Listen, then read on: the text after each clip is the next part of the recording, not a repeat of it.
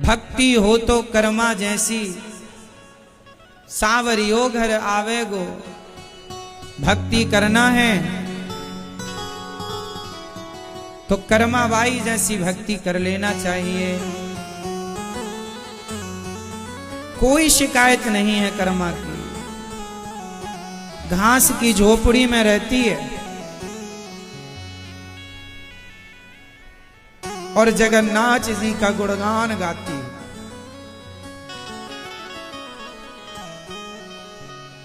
कोई शिकायत नहीं कि हे भगवान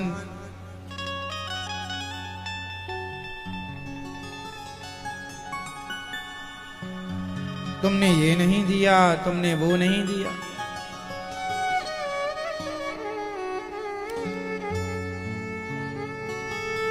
सुदामा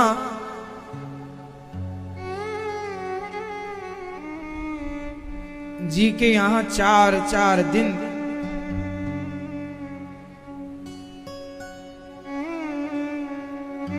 चूल्हा नहीं जलता था,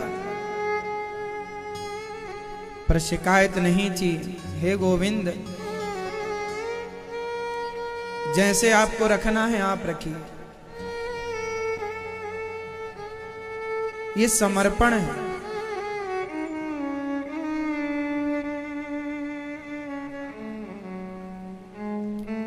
मेरी बातें आपको तब समझ में आएंगी जब आप अपने आप को भगवान के चरणों में पूर्ण रूप से समर्पित कर देंगे। सुदामा की तरह, मीरा की तरह, नरसी की तरह, धन्ना की तरह, कर्मा की तरह, सदन की तरह समर्पण।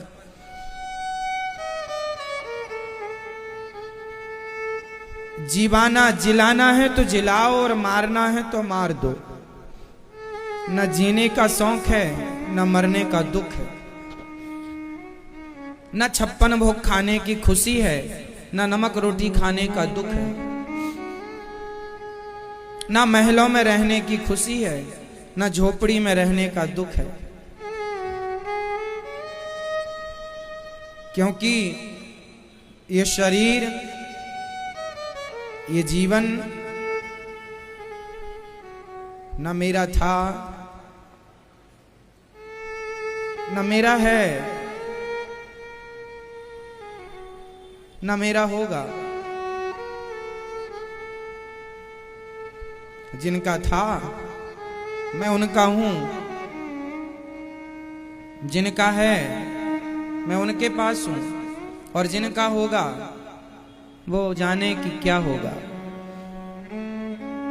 मैं कौन होता हूं चिंता करने वाला? मैं चिंतन करूं बस।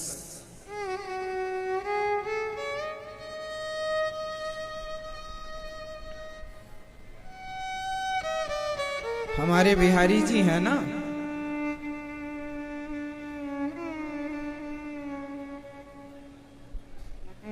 उन्हें सबकी चिंता है।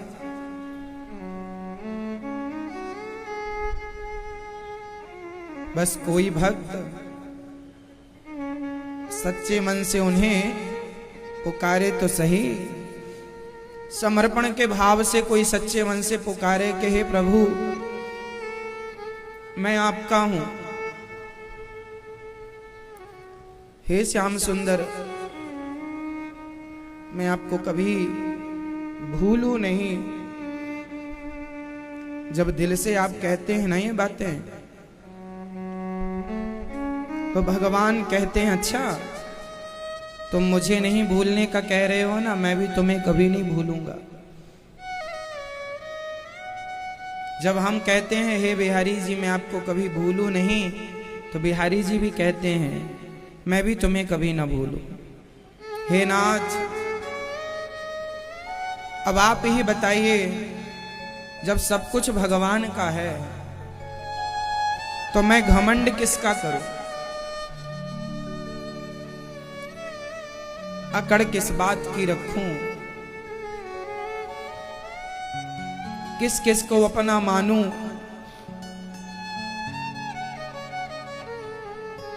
संसार को आप कितना भी अपना मानो, संसार कभी आपका हो ही नहीं सकता। इसलिए एक भगवान के सिवा हमारा कोई था ही नहीं। इसलिए गोपियां सब छोड़कर आ गईं। भगवान कह रहे हैं देवियों जाओ, अपने घर चली जाओ। यहां क्यों आ गई हो? अपने अपने घर जाओ। गोपियां बोली गोविंद क्या आपको छोड़कर भी जाना पड़ता है? आपको ही छोड़कर हम चली गईं तो जाएंगी किसके पास? सबको छोड़ सकती हूं मैं, हे गोविंद आपको नहीं छोड़ सकती। इसलिए संसार से ज्यादा प्रेम ना कीजिए। आज नहीं कल, कल नहीं परसों, एक ना एक दिन जग छोड़ के जाना पड़ेगा जगन्नाथ जी के पास। तो आज ही रहो ना उनकी शरण में। जब कल जाना पड़ेगा तो आज ही रह लेने में क्या आपत्ति है? संसार के बनो ही क्यों? बन जाओगे फिर जाना पड़ेगा तो दर्द ज्यादा होगा। बनोगे ही नहीं, समस्या ही नहीं है। मैं जिनका था उन्हीं के पास हूं। मैं बिहारी जी का था, मैं बिहारी जी के पास हूं। यहां रखा है उन्होंने तो उनकी मर्जी से हूं। जहां भेजेंगे, जहां बुलाएंगे, जहां भेजेंगे खुशी खुशी जाने को तैयार हूं। संसार को अपना कभी माना ही नहीं दास ने। इसलिए महान भक्तों का चरित्र हमें सिखाता है कि भक्ति हो, प्रेम हो तो भगवान को प्राप्त करना कठिन नहीं है। आज भगवान क्यों नहीं मिलते? क्योंकि आप लोग सच्चे मन से कभी कहते ही नहीं कि हे प्रभु हमें स्वीकार कर लीजिए। आप मानते ही नहीं कि भगवान ही हमारे पिता हैं, भगवान ही हमारी माता हैं। आप तो दुनियादारी में उलझे रहते हैं। हमने हर बार ये बात कही है कि भगवान से बातें दिल से होनी चाहिए, केवल वाणी से, मुख से ना हो। मैं कोई भी बात दिल से कहूं, हे श्याम सुंदर मैं आपको कभी भूलूं नहीं, ये बातें दिल से हों। हे प्रभु मैं आपकी हूं, मैं आपका हूं। हे बिहारी जी, हे जगन्नाथ जी, मैं अपने आप को आपके श्री चरणों में समर्पित करता हूं। जब ये बात आप दिल से कहेंगे ना तो आपकी आंखों में आंसू आएंगे। बस ये आंसू ही इस बात का गवाह है कि बातें हमने दिल से कही हैं। और भगवान कोई मेवा मिष्ठान के भूखे नहीं हैं। चढ़ा सको तो श्रद्धा के दो आंसू भगवान के चरणों में रोज चढ़ाया करो। भगवान प्रसन्न हो जाएंगे श्रद्धा के आंसुओं से। कर्माबाई नाम की एक बेटी थी।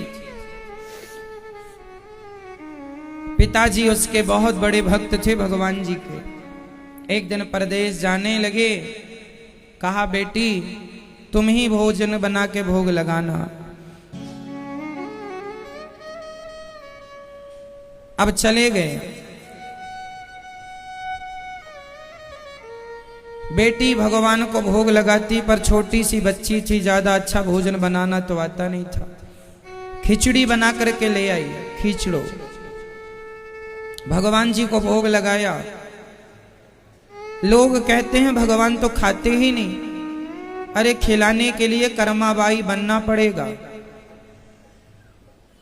खिलाने के लिए जगन्नाथ जी चली गई। अंत में मंदिर के बगल में ही घास की झोपड़ी बनाकर रोज खिचड़ी बनाकर जगन्नाथ जी को खवाती।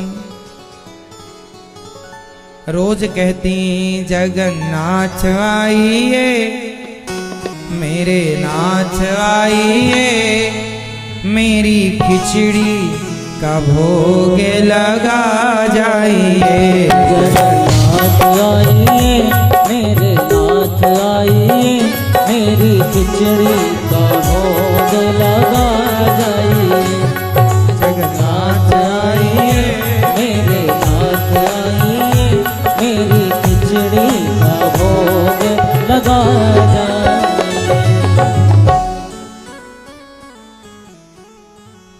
जगन्नाथ जी रोज जाते हैं कर्माबाई के द्वार पर, और कभी कर्माबाई लेट हो जाए ना खिचड़ी बनाने में, तो द्वार पर खड़े होके आवाज लगाते हैं, जल्दी कर्मा, जल्दी कर्मा, लेट हो रहा हूं। जल्दी कर्मा कहने से उनका नाम ही पड़ गया कर्मा, कर्मा, जल्दी कर्मा, जल्दी कर। पुजारी जी आ जाएंगे, मंदिर जाना पड़ेगा। जगन्नाथ जी गोद में बैठते हैं और कर्माबाई अपने हाथ से श्री जगन्नाथ जी को भोग लगाती हैं। लोग कहते हैं भगवान खाते नहीं, अरे खिलाने वाला भी तो कर्मा जैसा हो, सबके हाथ से कैसे खा लेंगे भगवान। जहां प्रेम नहीं है, जहां श्रद्धा नहीं है, जहां भाव नहीं है, अरे जिस घर में प्रेम ना हो उस घर में आप ही नहीं खाते, हम ही नहीं खाते। तो जब बिना श्रद्धा बिना प्रेम के आप और हम नहीं खाते, तो बिना श्रद्धा प्रेम के भगवान कैसे खा लेंगे। प्रेम हो तो कर्मा जैसा हो। भगवान कर्मा की खिचड़ी खाते हैं। और एक दिन तो एकादशी के दिन भी कर्मा ने खिचड़ी बनाई और भगवान जी को बुलाया, भगवान जी आए। उस दिन कर्मा माई जरा लेट हो गई बनाने में और खवाने में। पुजारी जी ने दरवाजा खोला, भगवान माँ की गोद में बैठकर खिचड़ी खा ही रहे थे कि भगवान दौड़कर मंदिर में जाकर बैठ गए। तभी माँ ने रोज खवा के मुंह पहुंचती थी कर्माबाई। अब आज जल्दी भाग गए भगवान, मुंह पहुंचना रह गया, तो भगवान के मुंह में एक चावल का दाना लगा रहा।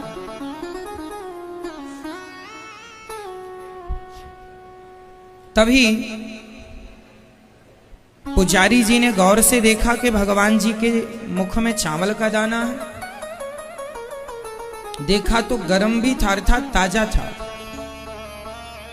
समझ गए किसी ने मंदिर में घुस के भगवान जी को भोग लगाया, पर घुसेगा कौन, दरवाजा तो बंद था।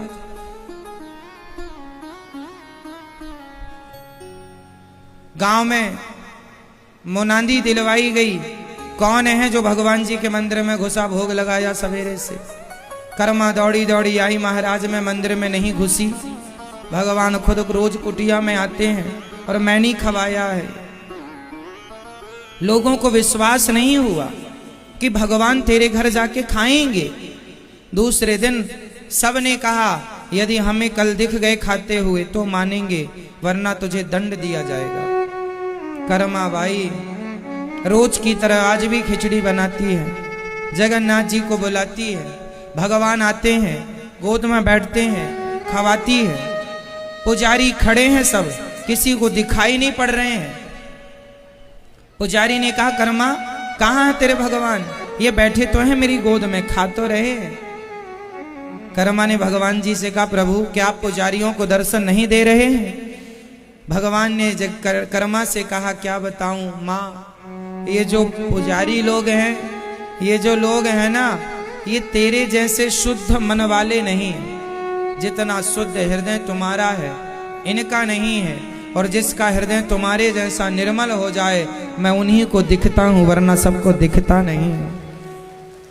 लोग कहते हैं ना भगवान क्यों नहीं दिखते, अरे देखने के लिए भी हृदय कर्मा सा चाहिए, हृदय कर्माबाई का चाहिए। लाओगे कहां से इतना शुद्ध करोगे। तुम्हारे हृदय में तो ईर्ष्या द्वेष छल ही भरा पड़ा है। इसलिए रोज कहता हूं निकाल बाहर करो ईर्ष्या द्वेष झूठ कपट निंदा चुगली, मन को शुद्ध करो। शुद्ध अंतःकरण होगा तो इन्हीं आंखों से भगवत दर्शन हो जाएगा।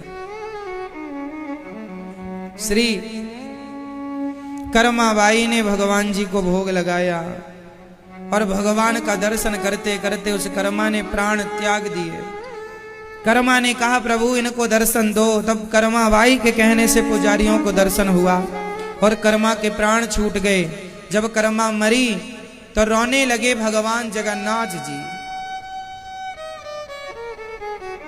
देखिए, भक्त के मरने पर भगवान रो रहे हैं। जगन्नाथ जी की आंखों में आंसू आ गए। पुजारियों ने कहा, जगन्नाथ जी आप क्यों रो रहे हैं? भगवान ने कहा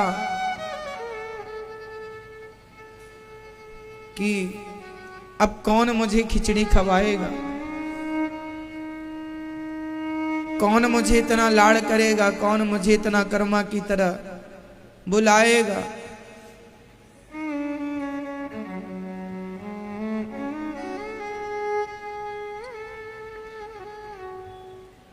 किसी ने कहा, प्रभु आप तो भगवान हैं, जब आपको कर्मा से इतना ही प्रेम था तो आपने मरने ही क्यों दिया, अमर कर देते उसे। भगवान ने कहा, मेरी मजबूरी थी।